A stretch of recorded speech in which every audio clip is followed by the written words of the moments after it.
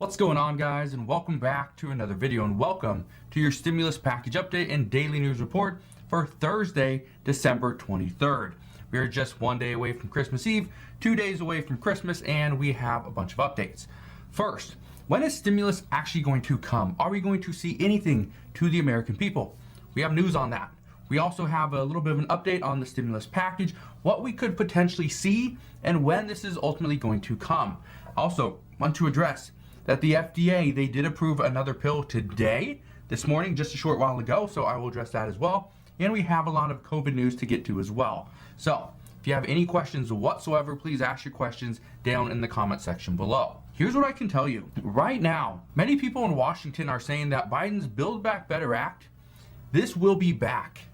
That we are not done discussing this, that this must pass, according to many lawmakers. They say that we can't be done because it provides too much to the American people. Democratic lawmakers have been saying for months that there's so much good in this bill that it doesn't make sense that it wouldn't pass. But then you have the American people that are saying, what is in this bill for me? So let's kind of address this for a second. Here's what I can tell you. Democrats are saying, and a lot of progressives are saying this as well, and I'm not meaning to bash on either one, but here's what's happening. Democrats are saying that this bill is particularly going to lower costs. How's it going to lower costs? Let's go into that. Let's dive into that. It would lower costs by lowering prescription drug prices. That's one way it would lower costs. But in many cases, that would happen this year.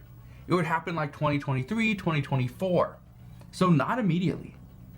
How else would it lower prices? Well, it would provide some money for affordable housing. It would lower prices there. Well, there's $160 billion that's going to that. That's cut in half. I think they were trying to get like $350 billion for affordable housing. That ultimately got cut in half, right? But there's still $300 million for a park in San Francisco for Nancy Pelosi? That's in there. How's that going to lower costs, right?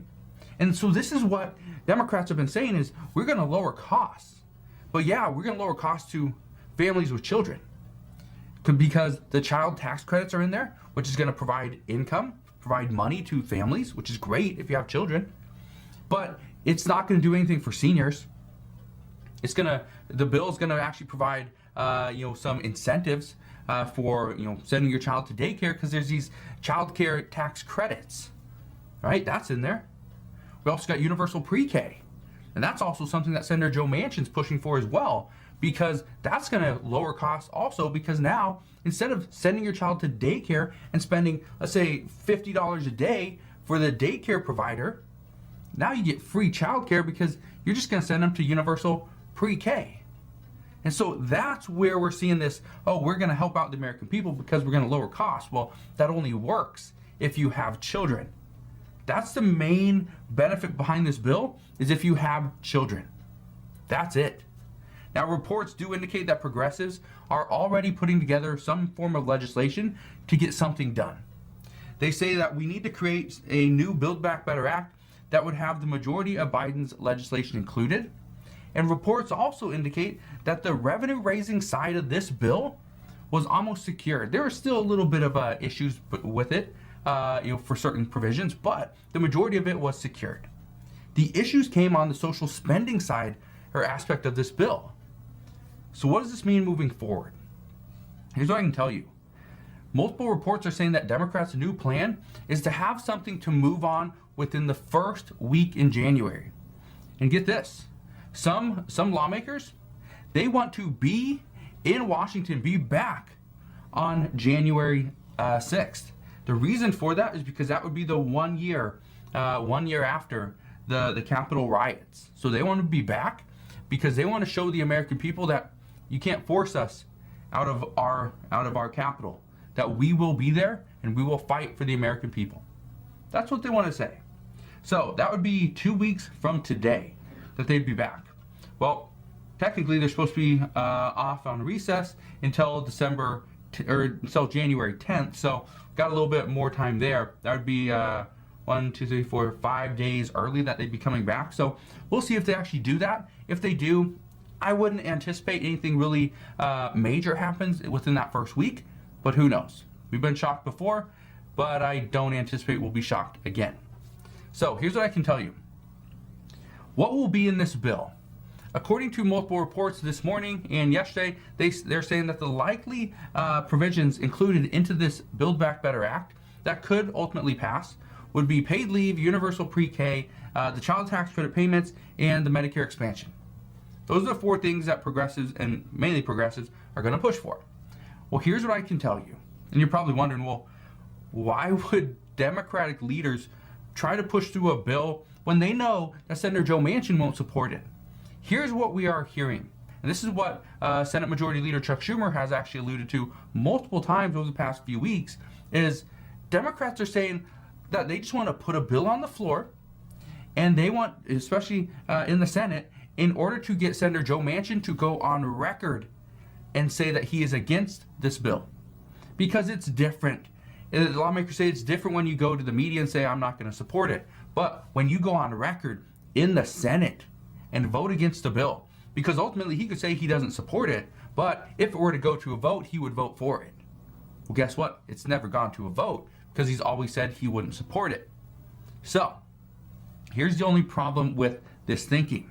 According to multiple reports, if the Democratic leader, Senator Chuck Schumer, decides to put this on the floor, what could happen is this could ultimately hurt Democrats in the midterm elections, because this just shows that they're not together. They're not united. They're just so divided. And so some people might not vote for Democrats because a Democrat would pretty much tank the bill. So that's the issue there. So we're going to see what happens. But what I can tell you is they are still going to push forward with it. Chances are it will not be a $1.75 trillion infrastructure bill because many Americans are worried about inflation still. Well, of course we're worried about inflation. Why wouldn't we be? It's at 6.8%. And some expect it to be up over 7 just this next month. So, and that I believe comes out. So we still got a few weeks. We still got 2 to 3 weeks before that comes out. So we'll see what happens with the CPI data once it is released. But again, I will be here for that as well. But let's get into some COVID news. Here's what I can tell you.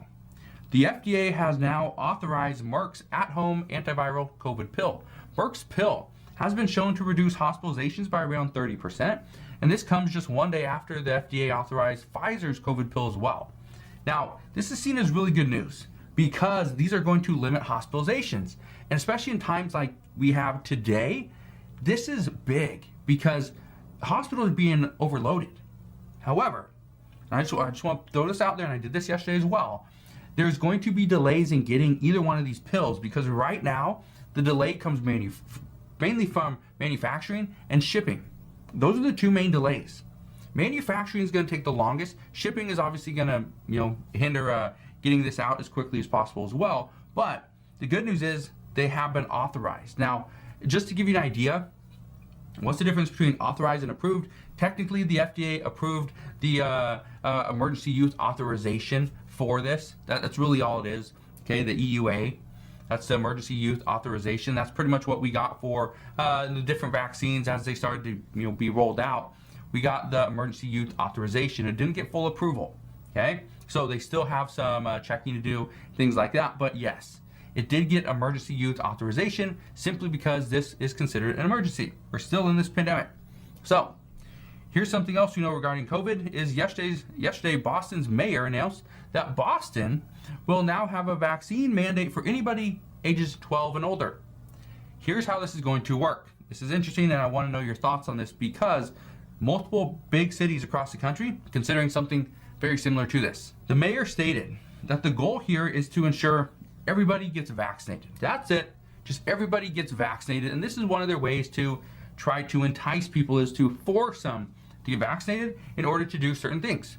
Now, they're actually going to be calling on waiters, receptionists, front desk clerks, ushers, to help check people in when they show up to their business, because you have to be vaccinated. You have to have at least 1 dose before January 15th. You have to have the 2nd dose before February 15th in order to enter almost any indoor space.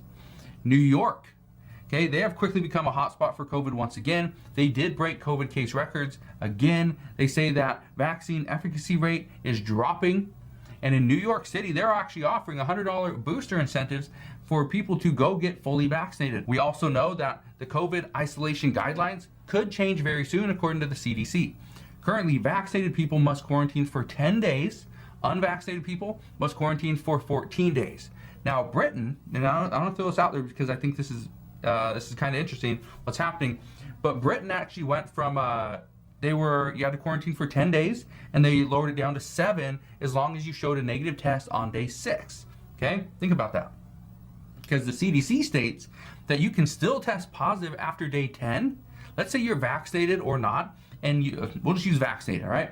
You're vaccinated, you test positive after 10 days, the day after you test positive, 10 days after, you go and get tested again, and you still test positive, but you have no symptoms. Well, the CDC states that if you have no symptoms over the past 10 days, and you test positive on day 10, you're actually not infectious any longer, so there'd be no point for you to continue to quarantine. But I thought this was interesting because Britain went from 10 days down to 7 as long as you show a negative test, but on day 6 you could potentially still test positive. I think this is interesting because right now we have no clue what the CDC is even thinking. All they are saying is that yes, changes could come very soon. So as soon as I know more on that, I promise I will fill you in on those updates as well. Again, I just want to thank you guys for watching. Have a wonderful rest of your Thursday. If you have any questions whatsoever, please ask your questions down in the comment section below. Again, thank you guys for watching. Consider subscribing, and I'll see you guys on the next.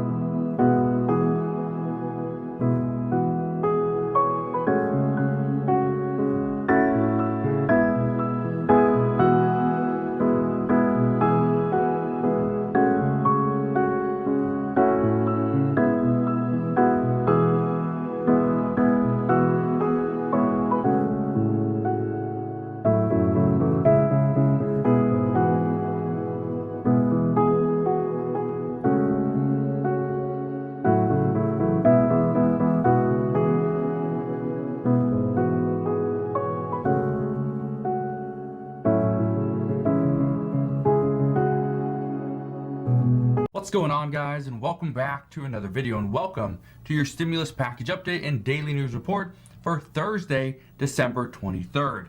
We are just one day away from Christmas Eve, 2 days away from Christmas, and we have a bunch of updates. First, when is stimulus actually going to come? Are we going to see anything to the American people? We have news on that. We also have a little bit of an update on the stimulus package, what we could potentially see, and when this is ultimately going to come. Also, want to address that the FDA, they did approve another pill today, this morning, just a short while ago, so I will address that as well. And we have a lot of COVID news to get to as well. So, if you have any questions whatsoever, please ask your questions down in the comment section below. Here's what I can tell you. Right now, many people in Washington are saying that Biden's Build Back Better Act, this will be back. That we are not done discussing this, that this must pass, according to many lawmakers. They say that we can't be done because it provides too